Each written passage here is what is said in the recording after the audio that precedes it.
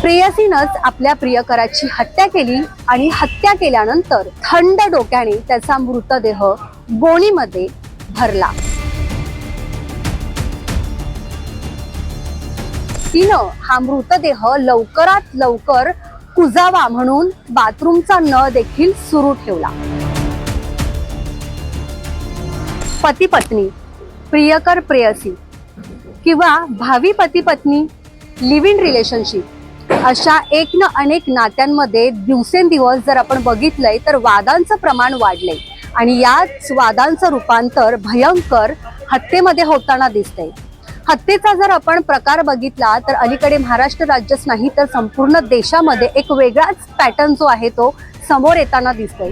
कुणी भावी नवऱ्याला लोहगडावरून ढकलून देतंय तर कुणी लग्न झालेल्या नवऱ्याची मृतदेहाचे तुकडे ड्रम मध्ये भरतंय। असाच एक धक्कादायक प्रकार कल्याणमध्ये घडलेला आहे।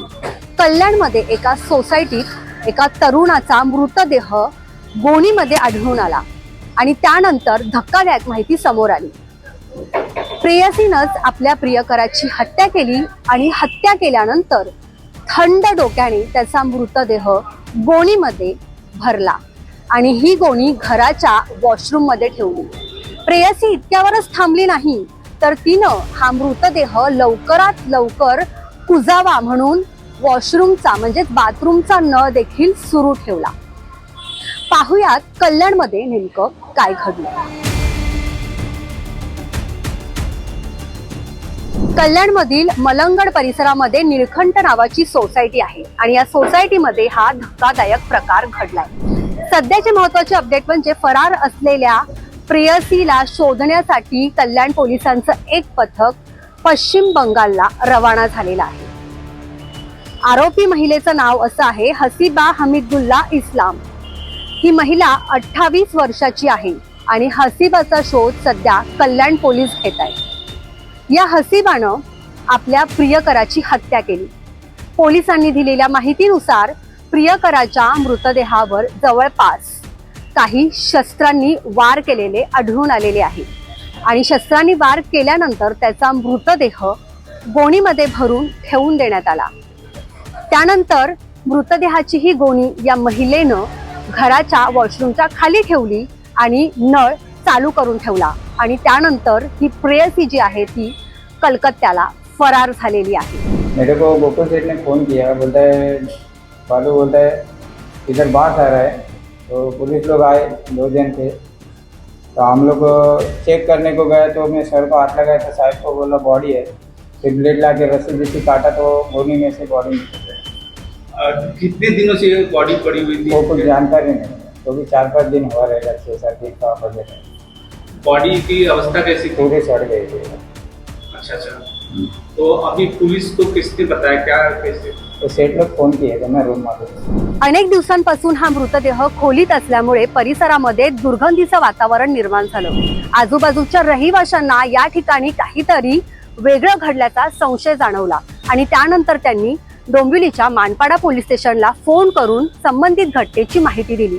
त्यानंतर मानपाडा पोलिसांचं पथक जे आहे ते मलंगड मधील निळकंठ सोसायटीमध्ये दाखल झालं।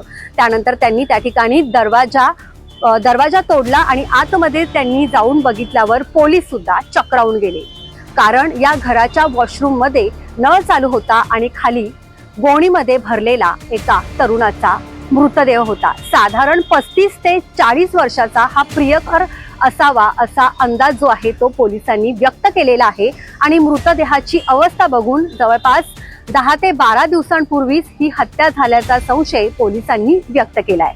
आता प्रश्न असा निर्माण होतो का या प्रेयसीने नेमकं आपल्या प्रियकराची हत्या का केली?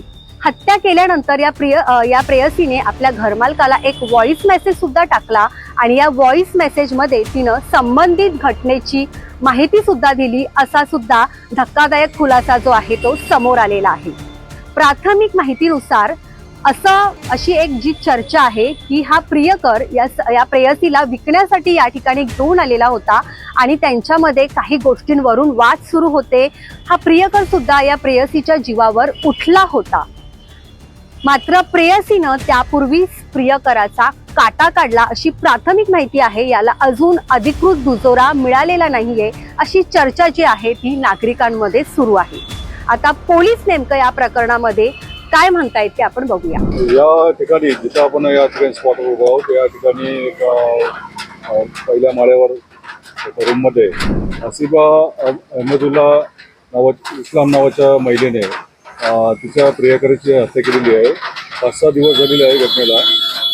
बिल्डिंगमधील लोकांना घाण वास येत असल्याने त्यांनी पोलिसांना इन्फॉर्म केलं आणि त्यानंतर तिची काही डेड बॉडी पुरुषाची ती गुन्ह्यामध्ये आढळून आलेली आहे. पोस्टमॉर्टम करण्यात आलेलं आहे आणि त्या आरोपीचा शोध चालू आहे. तुकडे वगैरे केलेले सांगितले जातात आणि दुसरी गोष्ट घर मालकाला देखील तिने व्हॉइस रेकॉर्डिंग करून सांगितलेलं की आम्ही अशा पद्धतीने करतो. बरोबर. तिने तुमच्या घरमालकांना व्हॉइस रेकॉर्ड पाठवलेलं आहे की माझ्याकडून असा विषय कृत्य झालेला आहे आणि तिने सांगितल्यामुळे घरमालकांनी येऊन घरी बघितलं असता घरातल्या बाथरूममध्ये दोन्हीमध्ये मृतदेह मिळून आलेला आहे आणि तो आता उत्तरीय तपासणीसाठी पाठवलेला आहे. पोस्टमॉर्टम झालेलं आहे. 28 वर्षीय हसीबानं आपल्या प्रियकराची हत्या नेमकी का केली हे तिला अटक केल्यानंतरच ही माहिती समोर येणार आहे. आता पोलिसांना ती नेमकी काय माहिती देते, प्रियकर आणि प्रेयसीमध्ये नेमक्या कुठल्या गोष्टीवरून भांडण झालं आणि हे भांडण जे आहे हे हत्येपर्यंत का पोचलं याची जी माहिती आहे ती हसीबाज आता पोलिसांना सांगू शकते. त्यामुळे पोलीस तपासामध्ये नेमकं अजून काय समोर येतं ते सुद्धा पाहणं महत्त्वाचं ठरणार आहे. दरम्यान अशा पद्धतीनं प्रेयसीनं आपल्या प्रियकराची हत्या तर केली, त्याच्यावर वार सुद्धा करण्यात आले होते आणि हा मृतदेह गोणीत भरून ठेवण्यात आला होता. त्यामुळे अशा अनोख्या घटनेमुळे रहिवाशांमध्ये सुद्धा भीतीचं वातावरण जे आहे ते निर्माण झालेलं आहे. ही हत्या नेमकी हसीबानंच केलेली आहे का, की हसीबासोबत आणखीन कोण होतं याचा सुद्धा तपास पोलीस करतायत. कारण मृतदेहाच्या शरीरावर शस्त्राने वार सुद्धा करण्यात आलेले आहे. त्यामुळे हसीबाला या प्रकरणात आणखीन कोणी मदत केली का याचा सुद्धा तपास पोलीस करतायत. या घटनेमध्ये नेमकं पुढे काय घडतं हे सुद्धा आम्ही तुम्हाला सांगणार आहोत. तुम्ही पाहत रहा लोकमत.